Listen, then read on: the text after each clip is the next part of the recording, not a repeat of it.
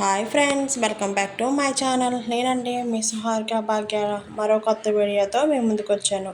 ఏంటి అనుకుంటున్నారా? చూడండి మీరే, మష్రూమ్స్.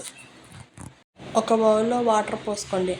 అదేవిధంగా సాల్ట్ ఒక 1 స్పూన్ వేసుకోండి. ఇలా మష్రూమ్స్ ఈ విధంగా సాల్ట్ వాటర్లో ఒక 10 మినిట్స్ వేసుకోండి. ఒక గిన్నె పెట్టేసుకొని ఒక 2 టేబుల్ స్పూన్ ఆయిల్ ఈ విధంగా వేసేసుకోండి. వేసేసుకున్న తర్వాత మనం సాల్ట్ వాటర్లోని క్లీన్ చేసుకున్న మష్రూమ్స్ని ఆయిల్లో ఈ విధంగా ఒక 5 to 10 మినిట్స్ పాటు స్లోగా మీడియం ఫ్లేమ్లో ఈ విధంగా కుక్ చేసేసుకోండి. కుక్ చేసిన తర్వాత వేరే బౌల్లోని తీసేసుకొని పక్కన పెట్టేసుకోండి.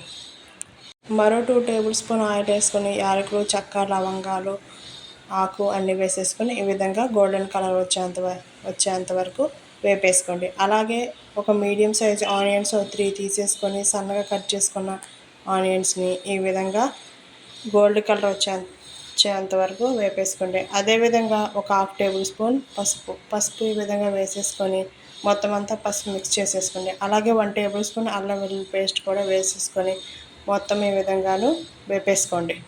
మనం ముందుగానే మష్రూమ్స్ని వేపేసుకున్నాం కదండి. ఆ మష్రూమ్స్ని అల్లం వెల్లుల్లి పేస్ట్ మొత్తం అంతా వేగిపోయిన తర్వాత ఈ విధంగా వేపేసుకోండి.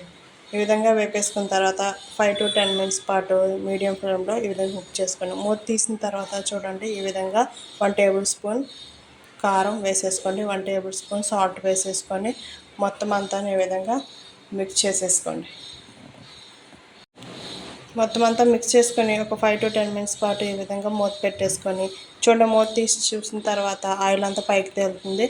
మొత్తం అంతా మిక్స్ చేసేసుకోండి గంటతోటి. ఇలా మిక్స్ చేసుకున్న తర్వాత ఒక 3 టమాటాలు ఈ విధంగా మిక్సీ జార్ పట్టేసుకున్నానండి.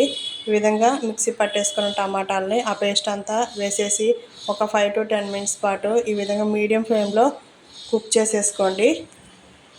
మూత తీసిన తర్వాత ఈ విధంగా ఆయిల్ అంతా పైకి తేలుతుంది. తర్వాత 1 గ్లాస్ వాటర్ ఈ విధంగా మిక్స్ చేసేసుకోండి. వాటర్ వేసిన తర్వాత 10 to 5 మినిట్స్ ఈ విధంగా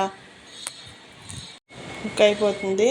తర్వాత 1 table spoon garam masala powder వేసేసుకొని ఒక 5 to 10 మినిట్స్ పాటు మీడియం ఫ్లేమ్లో కుక్ చేసుకోండి. చూడండి, మష్రూమ్ కర్రీ రెడీ అయిపోయింది. ఈ విధంగా నా స్టైల్లో మష్రూమ్ కర్రీ ఈ విధంగా చేశానండి.